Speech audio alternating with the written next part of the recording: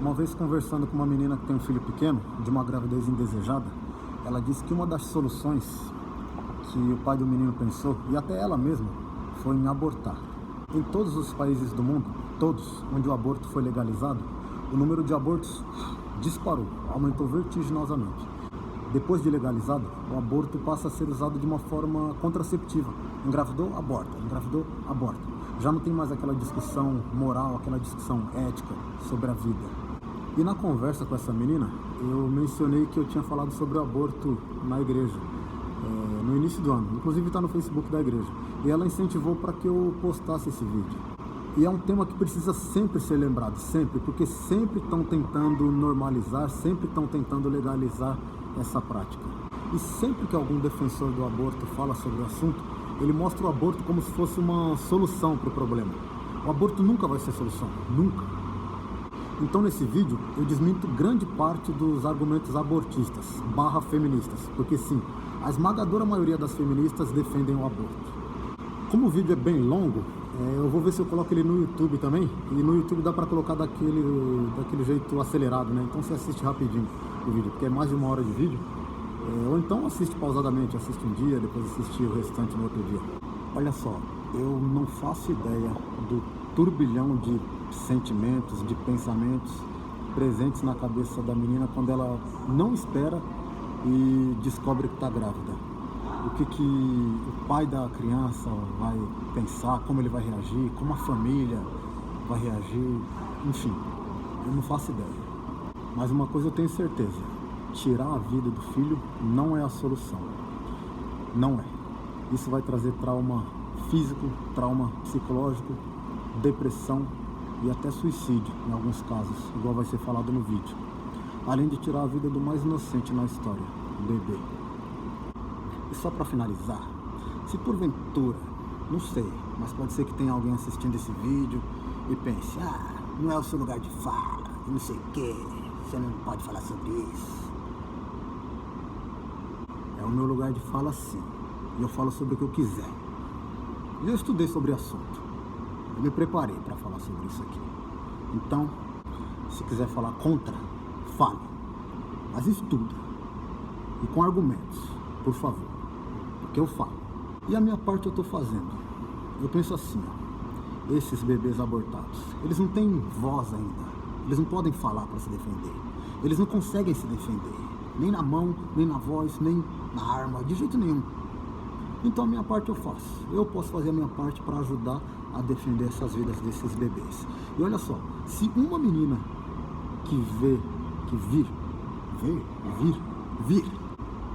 esse vídeo desistir de abortar, pra mim já vai ter valido a pena. Se uma menina que um dia fica grávida, não esperava essa gravidez, lembrar desse vídeo, desistir de abortar também, pra mim já vai ter valido a pena. Então, é isso aí. Bom vídeo aí, espero que ajude alguém, espero que seja proveitoso. Forte abraço.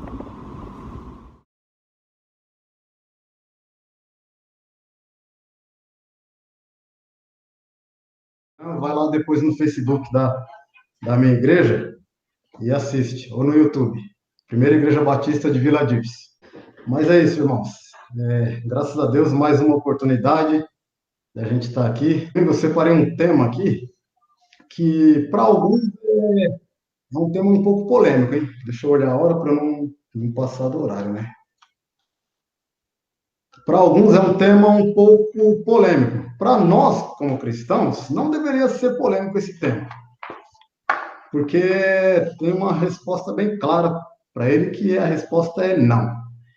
A gente vai falar um pouco sobre o aborto. E eu quero ler um versículo bíblico com os irmãos, lá no livro de Juízes, capítulo 13, versículos 5 a 7. Quem tiver Bíblia, abre a Bíblia. Quem tiver o aplicativo no celular, abra aí o aplicativo. Eu vou ler aqui. Vou ler a partir do versículo 4, tá bom? Juízes 13, versículo 4. Todavia, tenha cuidado, não beba vinho nem outra bebida fermentada, e não coma nada impuro. E não se passará navalha na cabeça do filho que você vai ter, porque o menino será nazireu, consagrado a Deus, desde o nascimento. Ele iniciará a libertação de Israel das mãos dos filisteus. Então a mulher foi contar tudo ao seu marido. Um homem de Deus veio falar comigo. Era como um anjo de Deus, de aparência impressionante. Não lhe perguntei de onde tinha vindo e ele não me disse seu nome, mas ele me assegurou: você engravidará e dará à luz um filho. Todavia, não beba vinho e nem outra bebida fermentada, e não coma nada impuro, porque o menino será nazireu, consagrado a Deus, desde o nascimento até o dia de sua morte. Amém? Fazer uma oração e a gente já continua. Senhor Deus e Pai que está no céu, santificado seja o teu nome, Pai querido. Deus, primeiramente, obrigado pela leitura da tua palavra, Deus. Obrigado, Deus, porque nós temos esse grande privilégio de lê-la e de aprender mais dela, Deus. O nosso guia e é de onde nós tiramos a direção e o caminho a seguir, meu Deus. Muito obrigado, Pai querido. Que a tua palavra fale aos nossos corações, em nome de Jesus. Que o Senhor possa me usar para a tua honra e glória, para falar essas pessoas que estão ouvindo nesse momento, os irmãos que estão em suas casas, as pessoas que estão no Instagram, meu Deus. Muito obrigado por tudo. Que o Senhor fale por meio de mim e fale, apesar de mim, a esses meus irmãos que estão ouvindo. Assim como o Senhor já falou, amém. Em nome de Jesus eu oro, amém. Desse trecho que eu li, eu queria destacar dois versículos, o versículo 5 e o versículo 7. O final do versículo 5 diz assim, eu estou lendo a versão NVI, a nova versão internacional da Bíblia. Diz assim, consagrado a Deus desde o nascimento, ele iniciará a libertação de Israel das mãos dos filisteus. E o versículo 7, o final do versículo também diz, consagrado a Deus desde o nascimento até o dia de sua morte. Essa versão NVI, tem algumas versões, aliás, que elas são que ela tem um diferencial, e é esse diferencial que eu acho mais importante nesse versículo. A maioria das versões que eu vi não diz desde o seu nascimento, mas diz desde o ventre de sua mãe. Então tem várias versões, diferentes versões, procurei a Almeida Revista Corrigida, a Almeida Atualizada, aquelas Almeidas versões mais antigas, a NVT, que é a nova versão transformadora, a nova versão nova tradução na linguagem de hoje, enfim, várias versões. Tem algumas que dizem desse jeito que está aqui, desde o seu nascimento, e a maior parte das que eu vi dizem desde o ventre. É uma diferença bem grande, isso, se a gente for falar desse tema que eu vou falar hoje aqui, que é sobre o aborto. Uma das coisas que a gente vê, uma das orientações que a gente vê nesse trecho é que foi um anjo de Deus falando com essa mulher, certo? E ele orienta para que ela também tenha algumas atitudes. Ou seja, o menino seria separado. Esse menino aqui que se refere é Sansão, no caso, para quem não souber da história bíblica, é da história de Sansão. Então ele fala do nascimento de Sansão, da concepção de Sansão. E a mãe dele, vocês veem que ela já tinha também que se preparar. Não era simplesmente o menino, depois que nascesse, teria que tomar esses devidos cuidados diante de Deus. Mas a mãe dele já tinha alguns cuidados. Tanto é que ele fala no versículo 4, né? Não beba vinho, nem outra bebida fermentada. Então, são orientações para a mãe também. Ela também tinha que ter esse cuidado com o menino. Enfim, veio Sansão, nasceu Sansão e tem toda a história. Mas o que eu quero destacar aqui é sobre essa parte do nascimento dele e principalmente da concepção ainda no ventre. Claro. Tem uma discussão entre muita gente que é a favor e contra o aborto, e a discussão é sobre quando começa a vida. Então, tem gente que fala que é no primeiro mês, tem gente que fala que é no terceiro mês, tem gente que fala que a vida só começa após o nascimento, mas, enfim, tem essa discussão. Para a gente, como cristão, para a gente é bem claro isso, que a vida começa na concepção. Ali, a partir do momento da concepção, já começa a vida da pessoa, do ser humano em si, embora esteja ali nos seus primeiros dias, seja ainda um embrião, mas a gente entende como vida ali já, como um ser humano. Se tem essa discussão, se tem diferentes pessoas defendendo o aborto, tem um trecho que eu anotei aqui para eu não esquecer, é que a pessoa que defende o aborto, que assume que não sabe quando começa a vida, para ela, pode ser que haja vida, então, desde a concepção, ou pode ser que haja vida, sei lá, a partir do terceiro, do sexto mês, ou pode ser que a vida seja só a partir do nascimento, certo? Então, a gente partindo desse pressuposto de que não sabe quando começa a vida, A gente pode pensar isso, de uma pessoa que tem esse dilema, né, de não saber quando começa ou não a vida, ela pode ter diferentes entendimentos sobre isso, sobre esse iniciar da vida. Mas partindo desse pressuposto, então a gente pode entender que essa pessoa que defende o aborto, se ela não sabe quando começa a vida, ela pode estar certa ao falar que só começa após o nascimento, ou ela pode estar errada, ou seja, 50%. Então, partindo desse pressuposto, ela já está indo com 50% de chances de estar matando alguém, caso ela esteja errada, caso a vida realmente comece na concepção, diferente de alguém que entende que a vida comece no nascimento. Entenderam essa lógica? Então, a pessoa acredita, por exemplo, que a vida começa no nascimento, mas ela não tem absoluta certeza, pode ser que comece antes. Se ela defende o aborto, então ela já está defendendo 50% de chance de matar alguém, caso ela esteja errada, matar uma criança. Então, é uma discussão, para alguns, até para quem defende isso, que é meio difícil de chegar a uma conclusão, para quem tem esse tipo de pensamento. Mas lá atrás, anos atrás, décadas, séculos atrás, não havia essa discussão assim da forma que a gente vê hoje. Porque lá atrás, qualquer um entendia que um bebê no ventre da mãe já é uma vida, já tem uma vida ali. Então, se tem uma vida ali, não se discutia essa questão de tirar a vida, de tirar o feto, de tirar o bebê. Mas aí começou a ser implantada, começaram a ser implantadas aos poucos algumas ideias com esse cunho de tirar o feto, às vezes pela saúde da mãe, ou seja lá pelo que for. Enfim, essa ideia começou a ser implantada bem aos poucos. Então, aos poucos, começa a ser normalizado. E até alguns cristãos começam a achar normal também o aborto, em alguns casos. Por exemplo, em caso de estupro. Então, muita gente defende o aborto em caso de estupro. E eu falo até por mim. Há alguns anos atrás, eu sempre fui contra o aborto, só que eu pensava, em caso de estupro, sim, tudo bem, porque foi estuprada e tal. Mas, quando a gente para pensar na questão de vida, a vida ali dentro do ventre da mãe, e eu vou explicar aqui para vocês, de repente, se alguém está assistindo e seja contra o aborto, seja a favor do aborto nessa questão de estupro, eu vou explicar aqui, e até o final espero que vocês entendam. É que mesmo em casos de estupro, o aborto, para a gente, o aborto é algo que é fora de cogitação, nessa questão de tirar a vida, isso é fora de cogitação para a gente. Mas foi uma ideia que foi sendo implantada assim, aos poucos. E sempre que se fala disso, também fala muito de saúde reprodutiva da mulher. Saúde reprodutiva da mulher, na verdade, é isso que estão querendo dizer.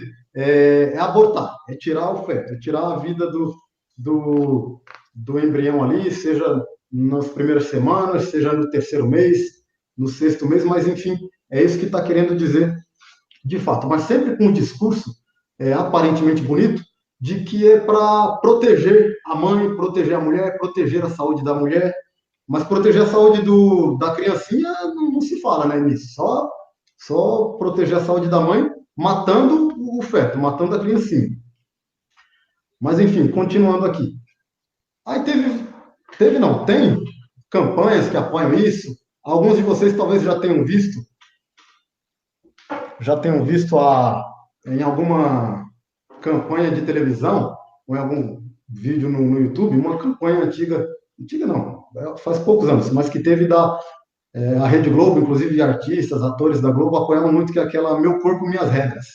E aí tinha os atores lá da Globo, vestidos com roupa de mulher, tal, e com peruca, negócio ridículo, e falando, meu corpo, minhas regras, meu corpo, minhas regras. Meu corpo, minhas regras. Minhas regras. Minhas regras. Minhas regras. Meu corpo, minhas regras. Meu corpo, minhas regras. Meu corpo, minhas regras. Minhas regras. Minhas regras. E de repente surge um filho. E se eu não quiser ter? Qual o problema? Como se o bebê, como se o feto, fizesse parte do corpo da mulher.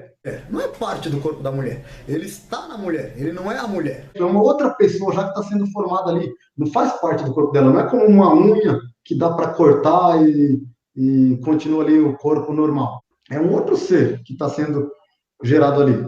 Então, quem apoia essa ideia normalmente, e tem gente que eu reconheço isso, tem gente que realmente pensa que está defendendo de fato as mulheres e a saúde das mulheres. Só que as pessoas que apoiam por trás dessa ideia, as pessoas que propagam essa ideia, que financiam grupos que propagam essas ideias, não é simplesmente isso por preocupação com a mulher, nem com ninguém. Tem outras finalidades obscuras. Mas aí quem apoia essa ideia tem um discurso de que é para proteger vidas e que muitas mulheres morrem em clínicas de aborto e milhares de mulheres e existe 1 milhão de abortos e aí tem a defesa de legalizar o aborto para que depois de legalizado, descriminalizado, o número de aborto caia, o número de aborto diminua. Isso é uma mentira. E a gente vai falar aqui sobre isso e esclarecer. Isso é uma grande mentira. Então, eles falam muito isso, que muitas mulheres morrem em clínicas clandestinas e realmente morrem mulheres em clínicas clandestinas, fazendo aborto de forma clandestina. Mas se legalizar o aborto, a tendência é piorar. A tendência é o número de aborto aumentar e não diminuir, como eles falam, como eles defendem. E é só olhar o seguinte também, é só olhar para o nosso sistema de saúde. Vocês estão vendo agora, nesse momento que a gente está passando de pandemia, as UTIs lotadas, e isso não é só por conta do Covid. Anos atrás, a gente já via reportagem disso, de UTIs lotadas. Imagina, então, com mais uma burocracia dessa de legalizar aborto. Se a gente já viu casos de pessoas dando à luz no corredor do hospital, mães dando à luz no corredor do hospital, e uma vez eu vi um médico que trabalha no hospital periférico, falando sobre isso, e sobre esse tema do aborto principalmente. Imaginem o sistema de saúde brasileiro. Vocês sabem, vocês estão vendo toda essa dificuldade.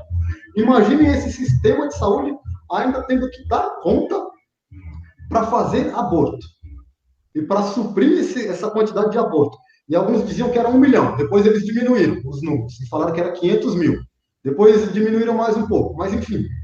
E como a tendência, normalmente, quando legaliza, é aumentar o número, e historicamente todos os países que legalizaram o aborto mostram isso, que teve um crescimento assim assombroso, imaginem o nosso sistema de saúde brasileiro legalizando o aborto. Imagina como a gente ia ficar quando tivesse com qualquer outra doença, quando tivesse que levar a mulher para dar à luz, quando tivesse o filho que se machucou, qualquer outro caso, e ainda ter que concorrer ali no sistema de saúde com esse tipo de prática. Eu não sei como ficaria o nosso sistema de saúde. Então, enfim, esse discurso parece bonito, mas se preocupa com as mulheres, legaliza para diminuir o número, mas não é bem assim como é dito por aí. Eu vou mostrar aqui para vocês. A vida para Deus é muito preciosa, desde o ventre materno. Desde o ventre materno. Quem somos nós para querer tirar a vida de um bebê no ventre? E essa criança ela não tem escolha, ela está totalmente dependente. Tem uma frase, era para eu ter anotado, eu não anotei a frase, não anotei o autor da frase, mas ele diz que o lugar mais perigoso do mundo é o ventre materno. O lugar mais perigoso do mundo é o ventre materno. Porque está lá totalmente entregue, dependente ali, e não tem reação nenhuma que esse bebê, que esse feto possa fazer para que não seja tirado, para que não seja abortado. Então, continuando aqui, uma frase que eu achei muito interessante, eu vi o Bernardo Kister falando, que quem aborta não deixa de ser mãe. É mãe, só que de um bebê morto, infelizmente, é mãe de um bebê morto. Eu achei essa frase muito impactante. Eu quero trazer aqui algumas coisas sobre a questão do estupro, por exemplo, que acho que é o tema assim, mais sensível para a gente falar. Um tema difícil, complexo e sensível para a gente abordar. E principalmente para aqueles que defendem o aborto pensando nisso, nos casos de estupro. E que nesses casos o aborto é justificável. A gente vai ver aqui, pelo que eu anotei, pelo que eu pesquisei, que o aborto não é justificável nunca. O aborto não é justificável nunca. Então, eu sou contra o aborto em qualquer caso. A legislação brasileira, ela permite o aborto em caso de estupro. No Brasil, o aborto é crime, vamos deixar isso claro, só que em caso de estupro, ele é permitido até o 3º mês, ou seja, até a 12ª semana de gestação, o aborto é permitido. 1% das mulheres, e esse dado é importante, 1% das mulheres estupradas, elas ficam grávidas. 1% das mulheres. É claro que a gente queria que nenhuma mulher fosse estuprada. É claro que a gente queria isso, que nenhuma mulher fosse estuprada e que não ficassem grávidas. Mas, infelizmente, isso acontece. Porque as pessoas são más, os homens são maus, as mulheres... A maldade está no coração do homem. E, infelizmente, isso acontece. Tanto estupros, quanto mortes, quanto roubos, quanto assaltos. Acontece, infelizmente. Então, 1% engravida. Desse 1%, dessas mulheres que engravidam, 70% delas decidem ter a criança. 70% decide ter o filho. 30% decide não ter o filho.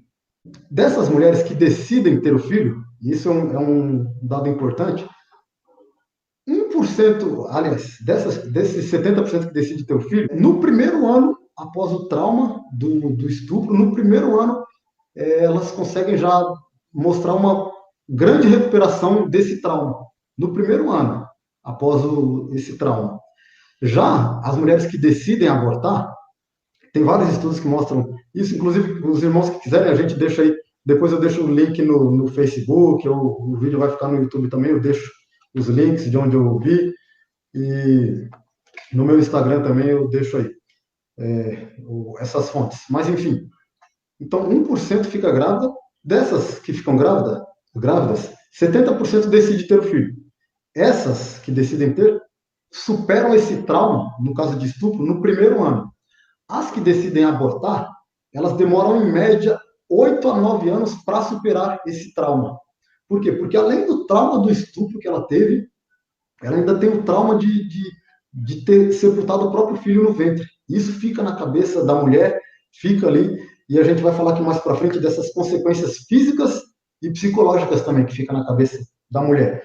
Essas são coisas que normalmente os grupos que defendem o aborto, eles não falam.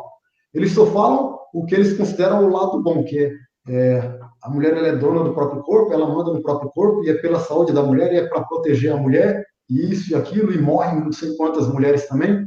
Falam só desse lado. Então, como se o aborto fosse a solução. O aborto vai te liberar disso, vai te proteger disso, e aí você fica bem. E os traumas que ela tem que carregar depois, isso nunca é falado. Entendeu? Mas tem estudos também que mostram isso. Então, continuando aqui. No caso de aborto, então, a vítima, no caso, é a mulher que sofreu, no caso de estupro, a vítima é a mulher que sofreu esse estupro e também a criança que foi abortada. Só que a mulher, graças a Deus, ela ainda está viva. Essa criança não teve a opção de continuar viva. Simplesmente tiraram a opção dela, simplesmente tiraram isso. Tem um caso que aí a gente está falando de algo sensível de se falar, algo complexo de se falar. E aí mais complexo ainda é quando a gente fala do caso daquela menina que há uns meses atrás, 8, 9 meses ou 10, a menina de 10 anos de idade que foi estuprada, que na verdade já era estuprada pelo tio, e depois falaram que tinha até outras pessoas da família.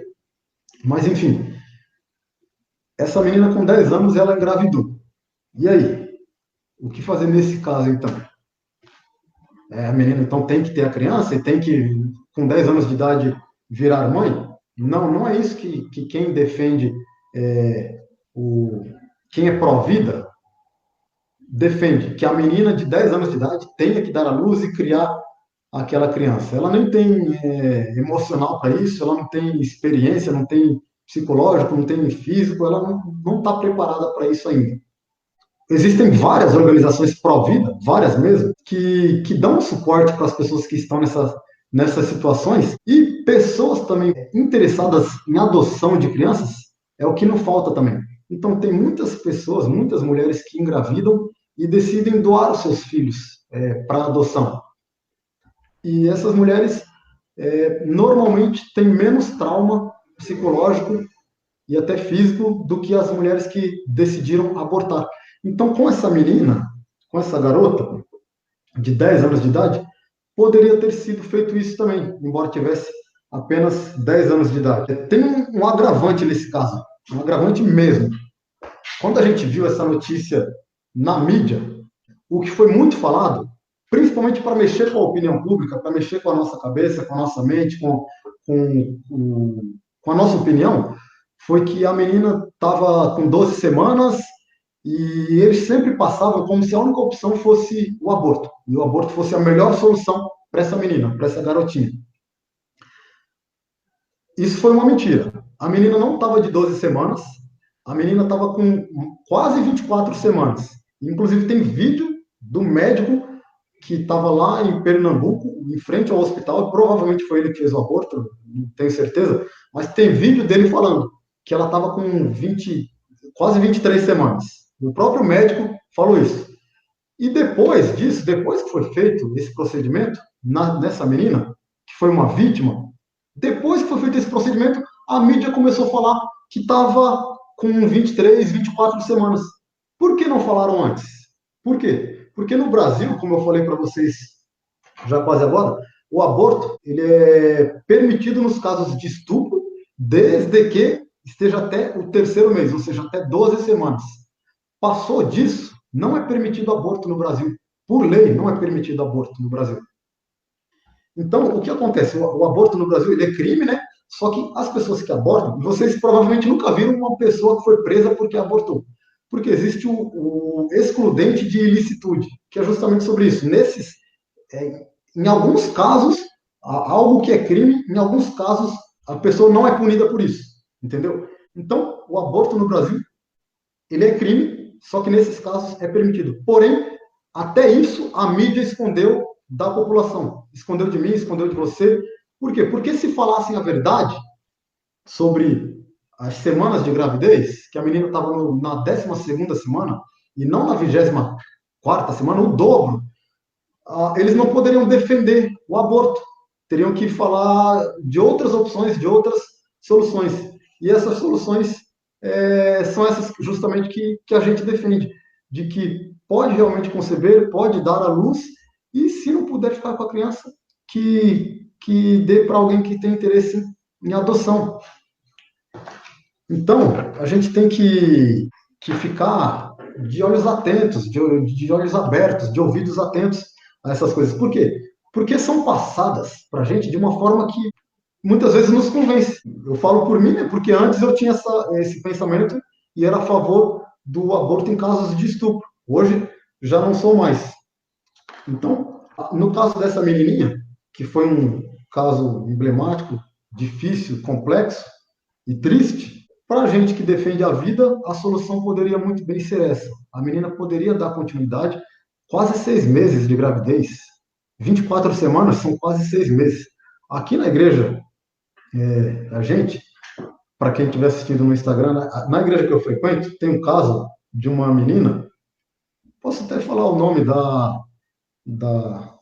já que é conhecido por todos aqui, da Isabela, filha do Juca e da Sandrinha. Se eu não me engano, a Isabela, ela nasceu de 6 meses. 6 meses. O mesmo tempo de vida que já estava esse feto, que estava essa criança sendo gerada na barriga dessa menininha. 6 meses de vida no ventre da mãe. E a Isabela está aí. É um exemplo de que nesse estágio já pode sim, já tem ali um ser humano completo. Não é só no nono mês ou quando nasce. Em qualquer estágio ali, desde a concepção, aliás, já tem um ser humano ali. E a Isabela é uma prova disso. Com 6 meses, ficou ali internada, foi um período difícil, mas com 6 meses a Sandrinha deu à luz. Eu estou falando assim, né, para quem não conhece, a Isabela já é grande, tá? Hoje ela, nem sei quantos anos tem a Isabela, deve ter uns 21, por aí, 22, não sei bem, mas não é algo recente, não.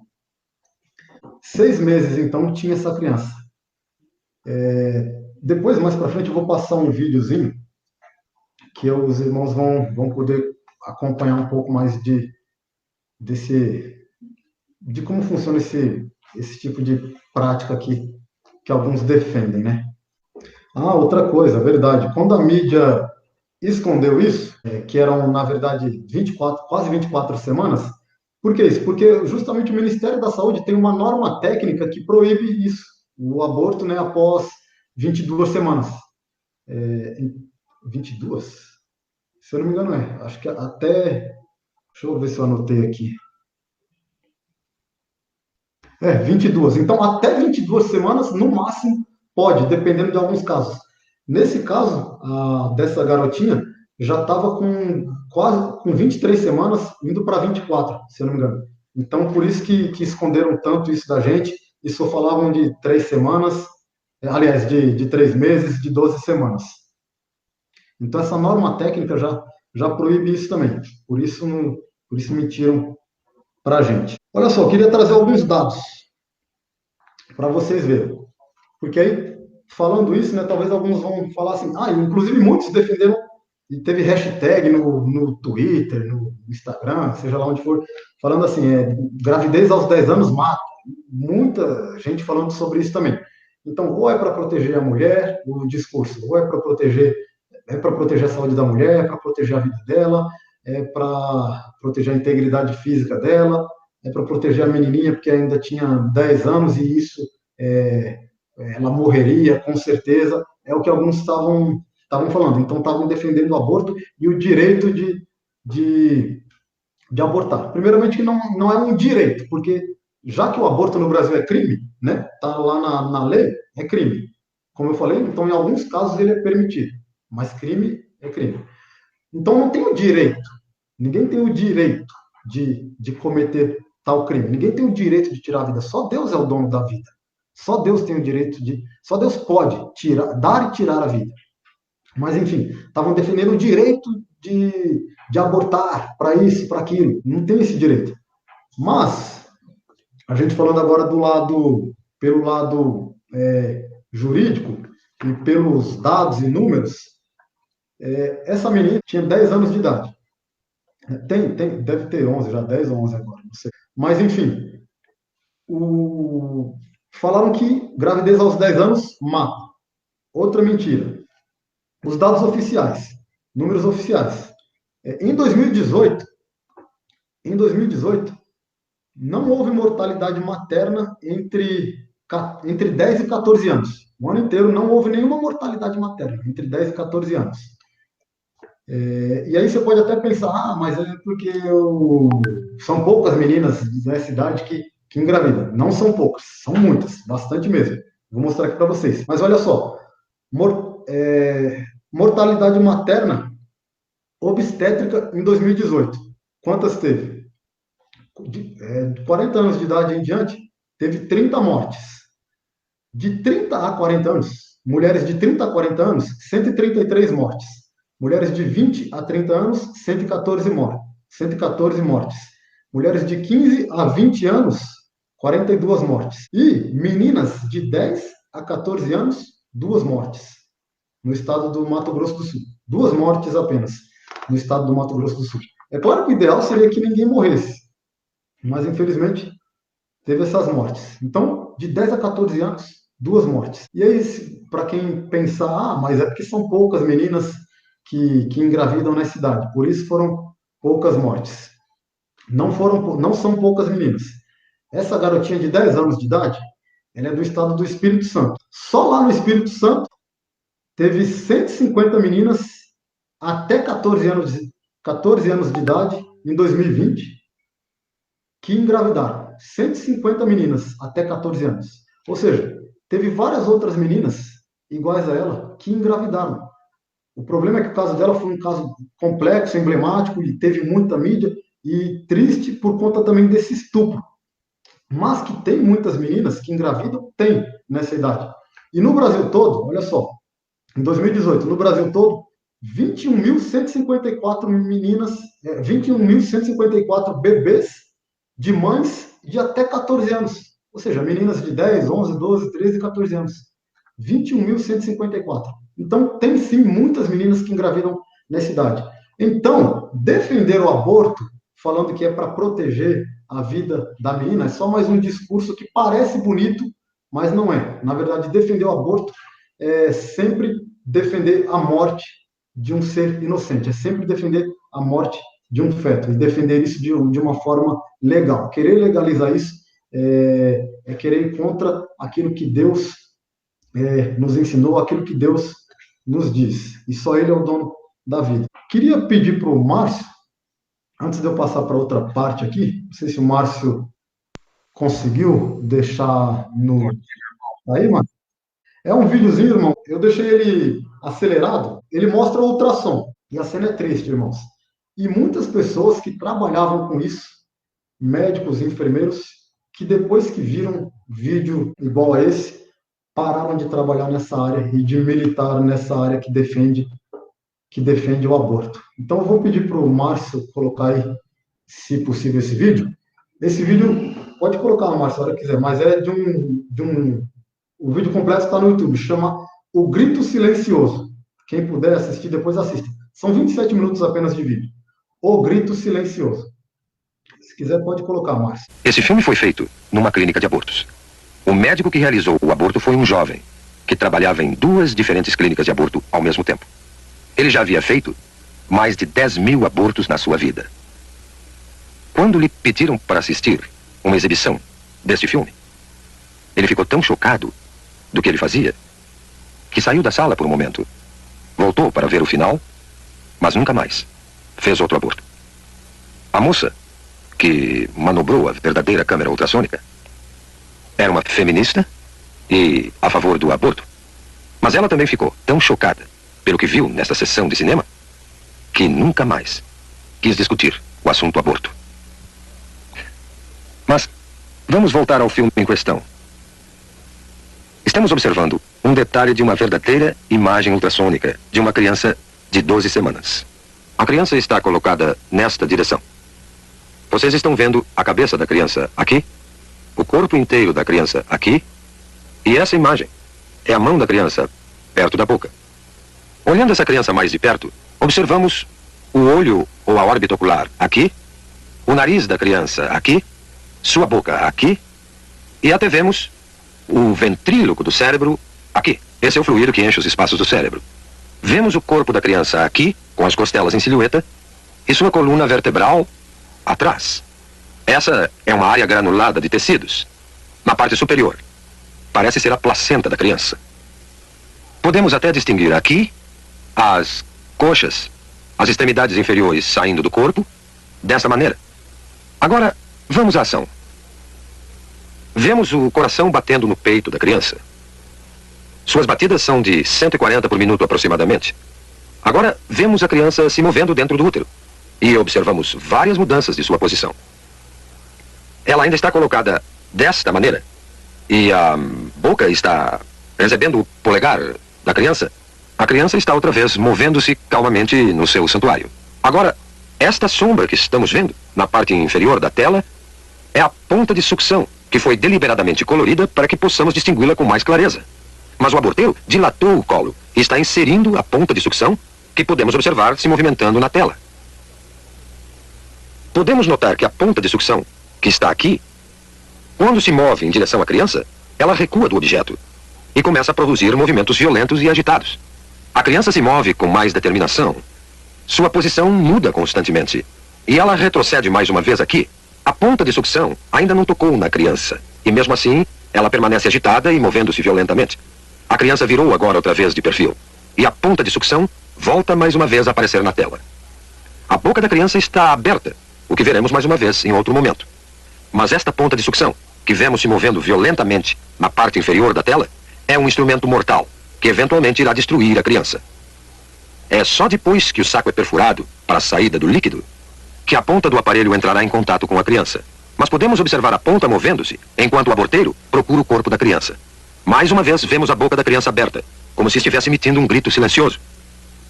Este é o grito silencioso de uma criança prestes a enfrentar sua extinção. Agora as batidas do coração aumentam dramaticamente e os movimentos da criança são mais violentos, como percebendo a agressão ao seu santuário. Está se afastando e podemos vê-la movendo-se para a esquerda do útero, numa tentativa patética de escapar aos terríveis instrumentos que o aborteiro usa para extinguir a sua vida. Agora, o coração está visivelmente acelerado. Suas batidas chegam a 200 por minuto. Não há dúvida alguma que a criança percebe o perigo mortal que a espera. A membrana foi perfurada e o fluido escapou. Não se vê mais o reservatório de líquido protegendo a criança. Mas uma vez que o fluido saiu, a ponta do aparelho de sucção se firma no corpo da criança e a criança é puxada para baixo pela ponta de sucção do aborteiro com a pressão negativa aplicada e o corpo está sendo desmembrado sistematicamente e separado da cabeça. A cabeça está nesta direção aqui. Eu estou no momento delineando a cabeça. As partes inferiores já foram destruídas e vemos a ponta de sucção brilhando de espaço a espaço na tela com uma série de ecos. Enquanto a criança está sendo empurrada de um lado para o outro, enquanto a ponta de sucção está sendo aplicada ao corpo desta maneira e o aborteiro está exercendo sua tração na criança. A cabeça é ainda perceptível aqui. O corpo já não se pode ver. Foi separado da cabeça. O que vemos agora é a cabeça mesmo, que é chamada linha média do eco, e vários fragmentos de ossos. Mas a cabeça, que estou delineando aqui, nessa criança de 12 semanas, é grande demais para sair inteira numa peça de dentro do útero. O aborteiro terá que empregar este instrumento, a pinça de pólipo, numa tentativa de segurar a cabeça. Ele agora tentará dilacerar a cabeça com esse instrumento, dessa maneira, e remover a cabeça aos pedaços de dentro do útero. O aborteiro e o anestesista têm um código secreto entre eles, que os protege da pavorosa realidade dos fatos. O aborteiro e o anestesista se referem à cabeça da criança, que agora é chamada de número 1. O anestesista, então, perguntará ao aborteiro: o número 1 já saiu? Já acabamos? Vemos agora, intermitentemente, os dentes ou lâmina desse instrumento aparecendo nessa imagem aqui. A cabeça tende a flutuar, solta no útero, e aqui estão os dentes ou lâmina desse instrumento vindo por aqui. E a cabeça está sendo agarrada pela pinça de pólipo e puxada para baixo em direção ao colo.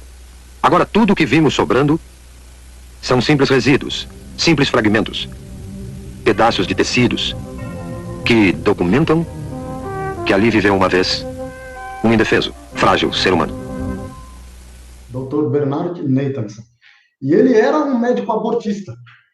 Ele trabalhou anos nessa área, então é uma pessoa que fala com propriedade, porque ele fala daquilo que ele viveu, daquilo que ele participou. E depois de ver esse vídeo dele, muita gente mudou de opinião, trocou de lado. Outro dia eu vi um vídeo no YouTube também, que entrevistavam algumas pessoas aleatórias na rua e perguntavam para essas pessoas: você é a favor do aborto? Aí a pessoa: sou, não sou, nesse caso sim, nesse caso não.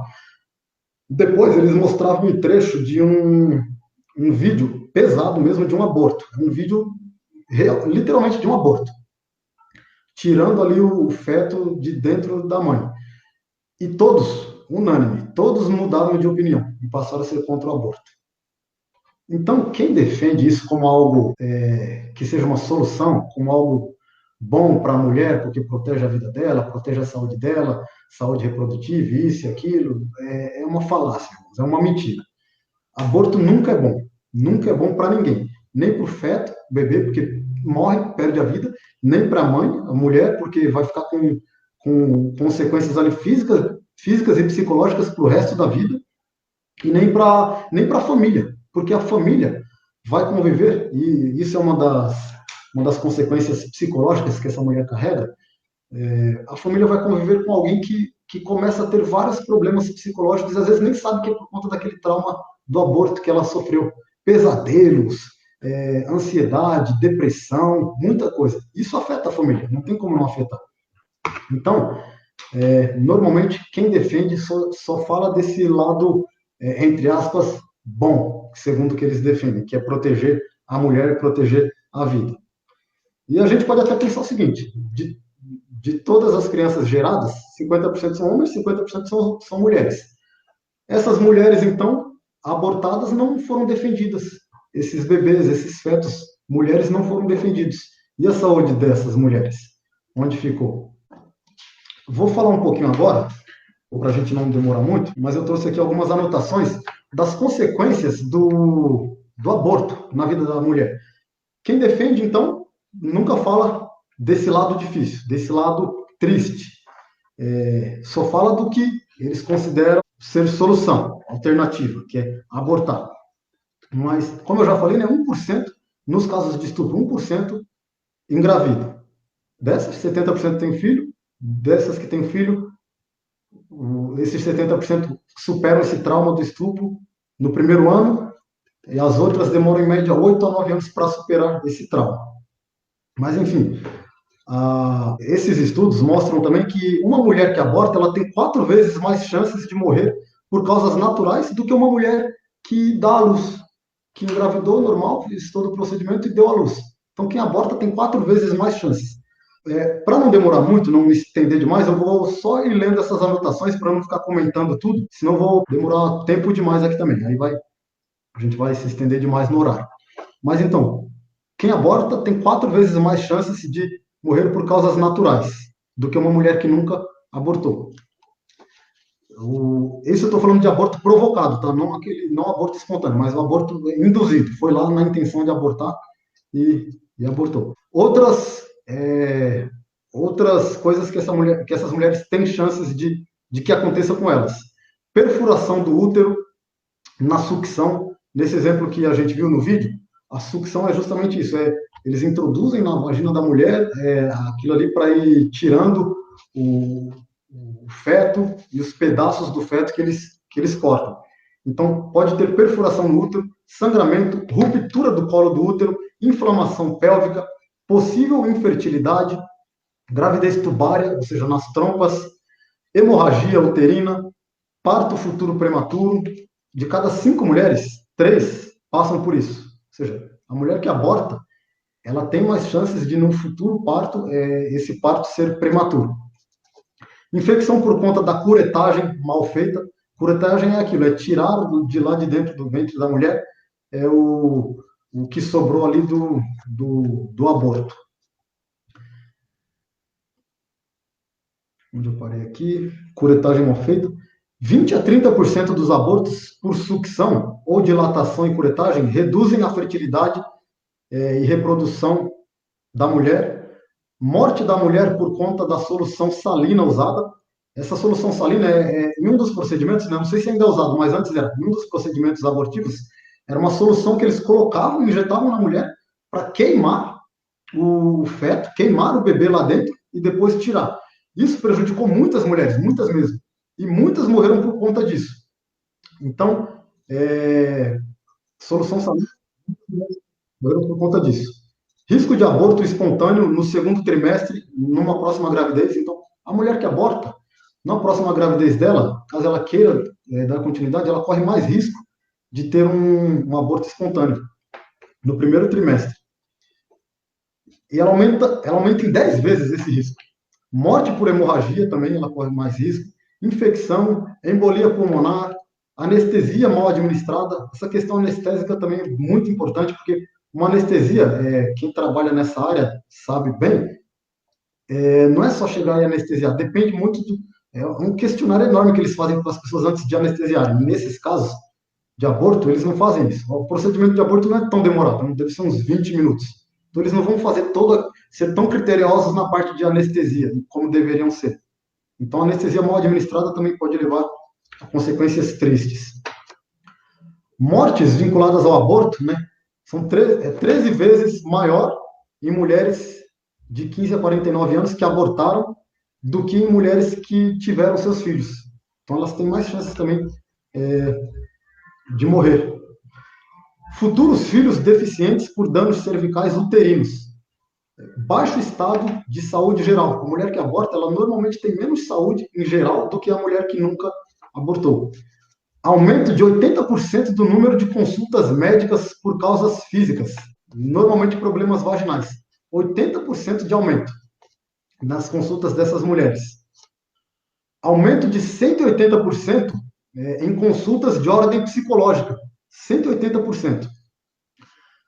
Dobra a probabilidade de câncer de mama. A mulher que aborta, ela dobra essa probabilidade. Tem um estudo também que foi... Essa área aqui de câncer de mama, relacionada ao aborto, é a área que mais tem estudos praticamente. Muitos estudos mesmo mostram essa relação do aborto com câncer de mama, e quanto mais aborto, ela aumenta ainda mais as chances de câncer de mama. Então, se fez um aborto, tem mais chances.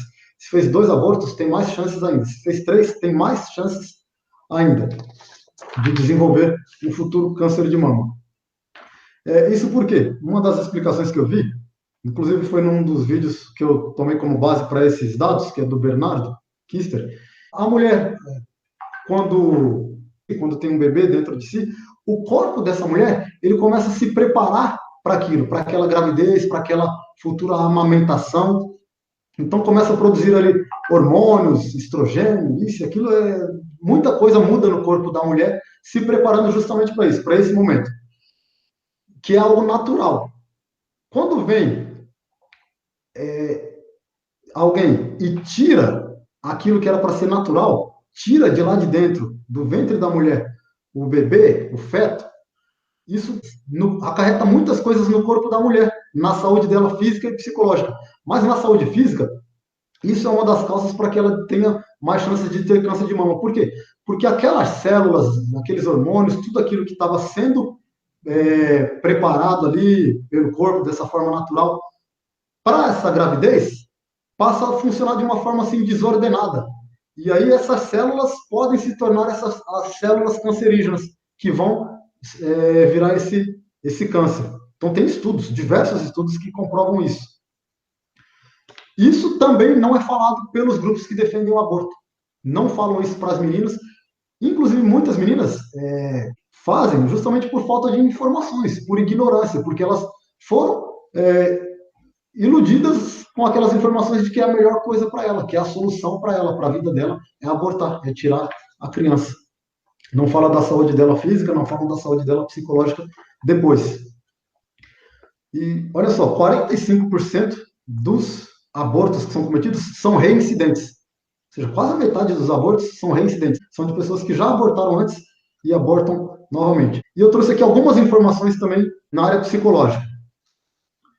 Depressão em 40% dos casos de aborto induzido, ou seja, esses abortos, né, que vão lá na intenção de abortar, não são abortos espontâneos. Ansiedade aumenta. 79% também das mulheres têm uma culpabilidade e incapacidade de perdoar a si mesmas. 63% têm medo a respeito de gravidez futura. 55% informaram ter pesadelos relativos ao aborto. 49% têm problemas em estar na presença de bebês. Inclusive, eu ouvi falar de casos em que a mulher ela evita passar perto de crianças e às vezes está na calçada e vem uma mãe com um carrinho de bebê, o bebê no colo, a mulher às vezes sai de perto por conta disso, desse trauma que ela tem psicológico. 67% se dizem sobrecarregadas.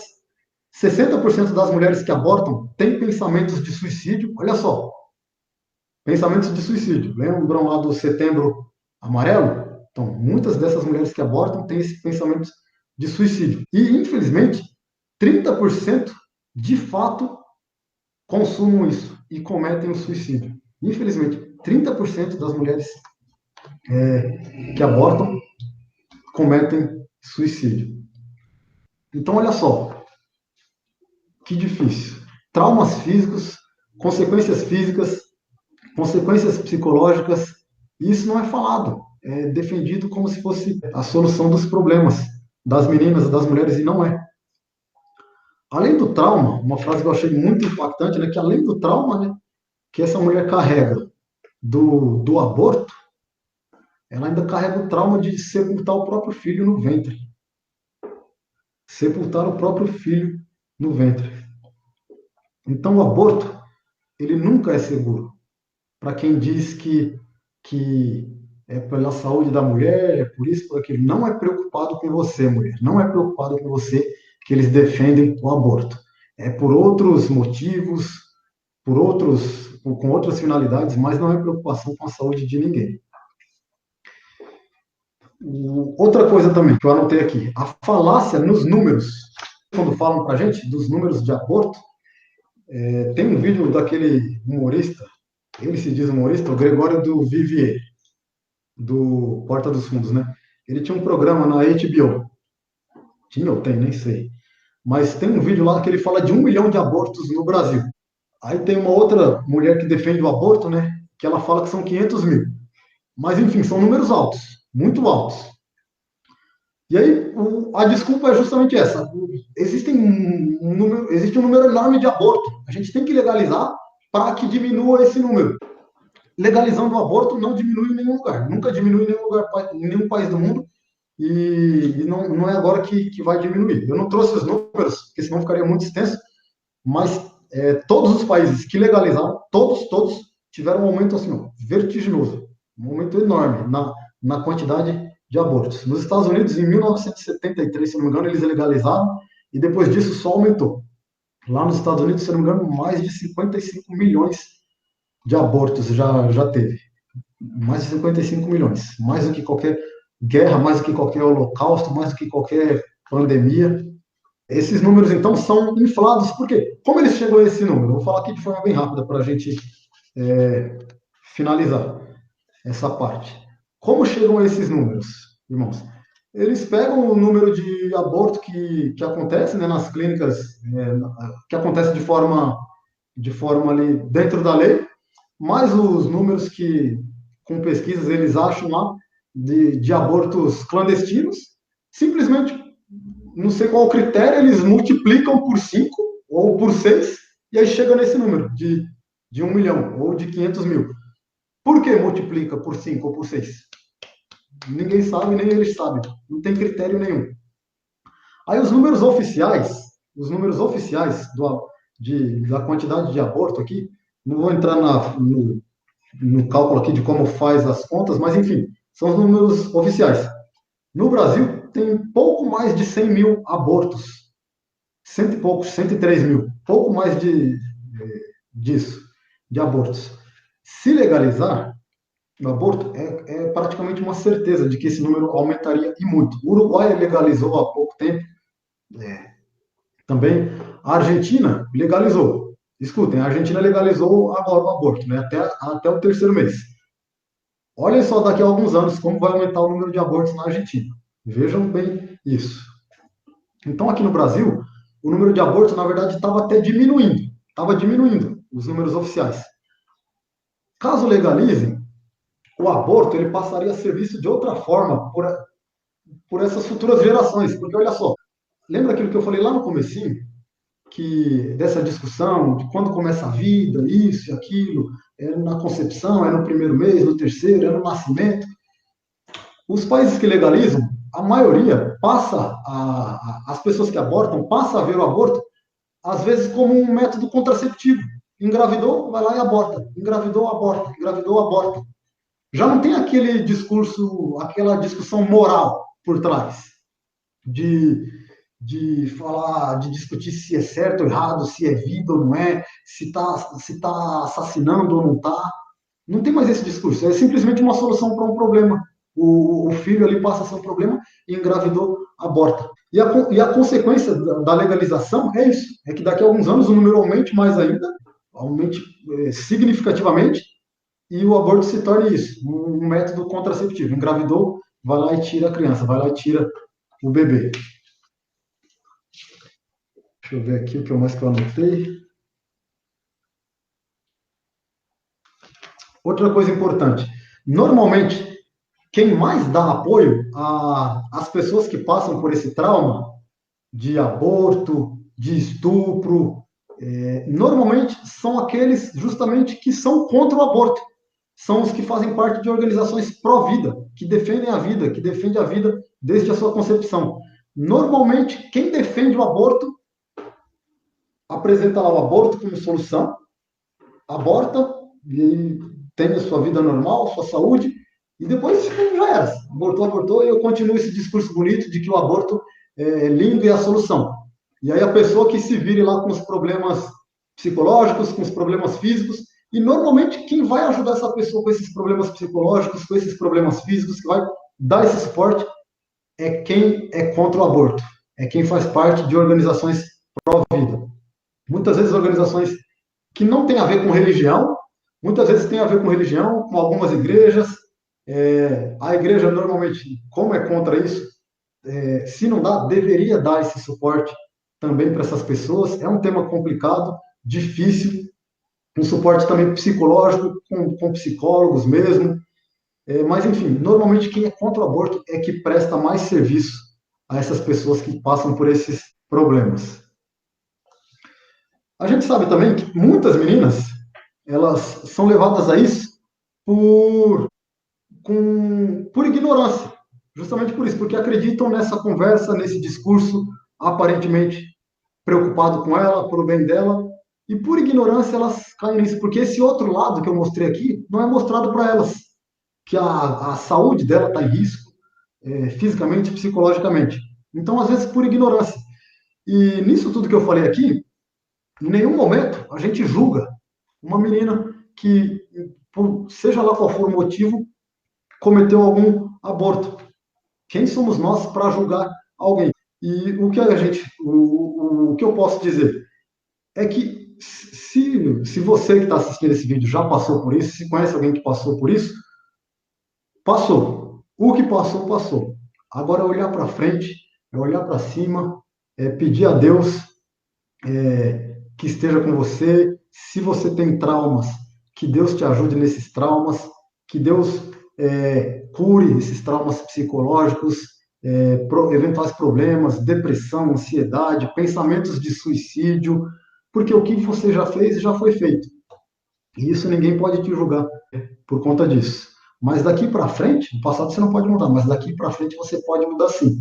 Mudar sua atitude, mudar seus pensamentos, ter essa metanoia, né, essa mudança de mente. E para isso, a principal ajuda, por mais que existam organizações pró-vida, gente disposta a ajudar, mas a principal ajuda só vem de cima, só vem de Deus. Só Ele pode realmente dar o suporte que você precisa, dar aquela ajuda que você precisa, estender a mão no momento que você mais precisa. Porque no momento que a gente mais precisa, muitas vezes, aquelas pessoas que a gente pensava que podia contar não estão lá. Ou porque não quer, ou porque não era o que a gente pensava, ou porque não pôde. Mas Deus sempre, sempre vai estar lá para ajudar a gente. Então, com Ele, sim, a gente pode contar sempre. Você que é menina, jovem, adolescente, mulher, mais velha, não caia nesse discurso, não caia nessas conversas. Seja na escola, seja na faculdade, seja onde for. Esse tipo de discurso é falácia. Esse tipo de discurso é mentira. Esse tipo de discurso só faz mal para você, para a sua vida, para a sua saúde, para a sua vida espiritual, psicológica e para tudo.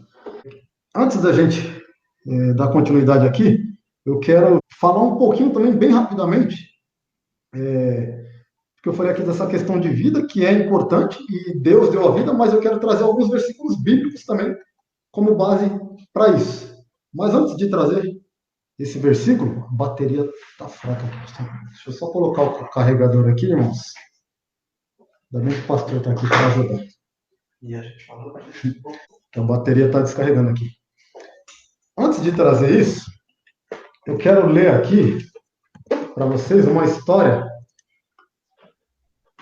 Os irmãos que são aqui da igreja, com certeza conhecem. Quem estiver assistindo aí talvez não conheça.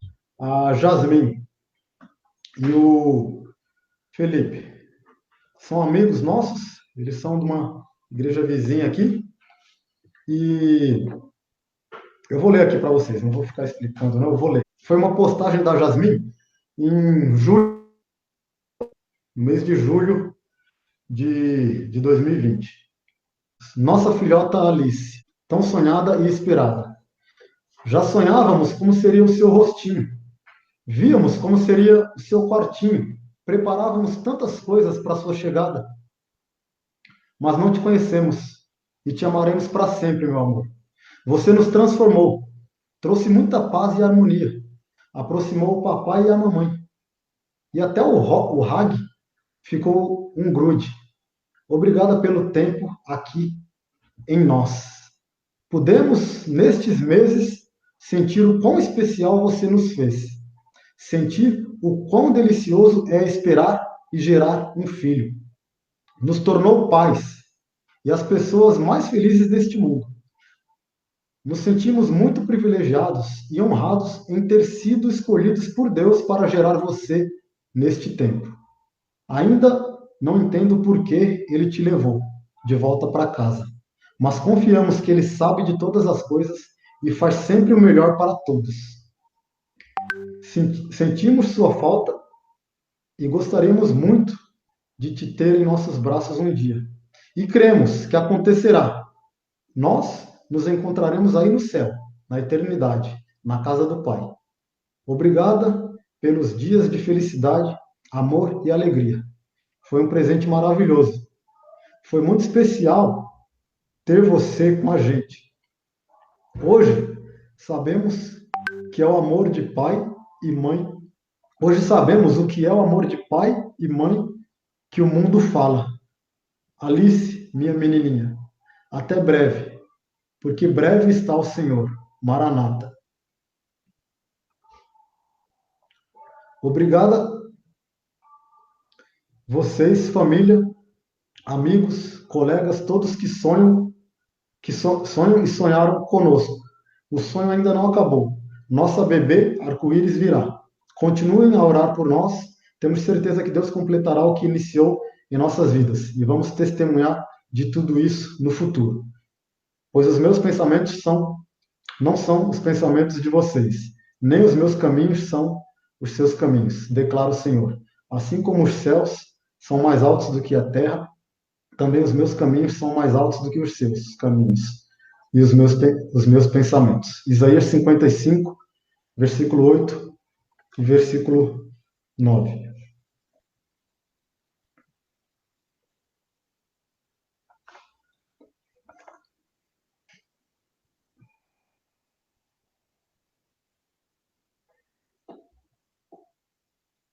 Tem um trecho aqui, eu pulei um trecho, mas fala: Obrigado, Senhor, por nos permitir sentir como é gerar um filho.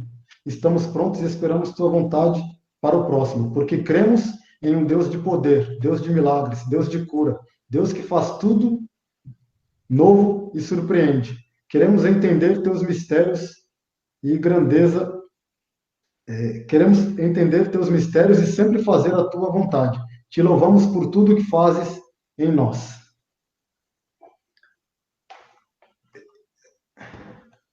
Essa foi a postagem da Jasmine, uma amiga minha, no Instagram dela. Ela e o Felipe estavam esperando a Alice, vocês puderam ver. Pela postagem, né, pelas postagens anteriores, parece que foi uns 2 meses e pouco de gestação. Eu acho que não chegou a 3 meses, não tenho certeza. Mas vocês viram aí o amor de mãe e o amor de pai. E como falar que não tinha uma vida ali? E que eles realmente não são mãe e pai? Como a gente olhar para um vídeo igual aquele que a gente viu aí, que o médico mostrou, do bebezinho no ventre da mãe, e o bebezinho tentando se esquivar daquela agulha, daquela ponta de sucção, tentando se esquivar e falar que ali não existe uma vida. É por isso que a gente acredita que a vida é desde a concepção. E nesse casal a gente vê o amor de pai. Desde a concepção já tem vida assim.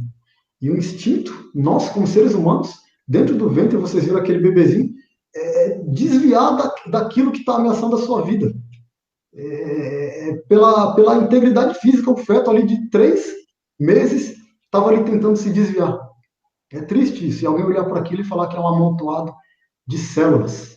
Tem vida desde a concepção. Tem um irmão aqui da igreja, o irmão Lorival, que ele sempre fala que ele tem a idade dele e mais 9 meses, porque ele conta o tempo de gestação da mãe dele. Então, se ele tem... Quantos anos tem o irmão Lorival? Uns 69, 70? Passou de 70 já? Acho.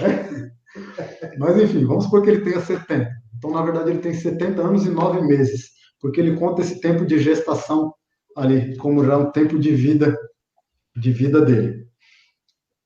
Então, só para a gente finalizar aqui com os versículos que eu separei, e me referindo mais uma vez a você, menina, você, mulher, que conhece alguém que já passou, que já pensou em passar, que pensa em passar, ou que já passou por isso. Se já passou, passou. Mas de agora em diante é olhar para frente, é olhar para Deus, e com Ele as coisas podem e são diferentes. Não estou falando que vai ser tudo melhor, que vai ser tudo mil maravilhas, mas são diferentes, porque Ele sabe o melhor para a gente. Então, segundo os critérios dele, sim, é melhor. Muitas vezes, segundo os nossos critérios, não. Mas segundo o critério de Deus, sim. Olha para Deus. Ele, sim, sempre vai estar lá pronto a te ajudar. Ele é aquele suporte que você precisa. não caia nessas conversas, não caia nessas falácias. Nunca tire seu filho. Nunca tire o seu filho. Eu quero ler aqui mais 3 versículos.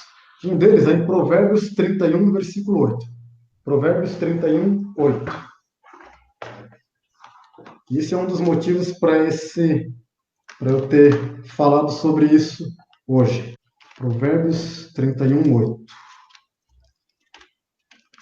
É o último provérbio. Cadê o provérbio 31 aqui? Provérbio 31, 8 diz assim: erga a voz em favor dos que não podem defender-se. Seja o defensor de todos os desamparados. Erga a voz em favor dos que não podem defender-se.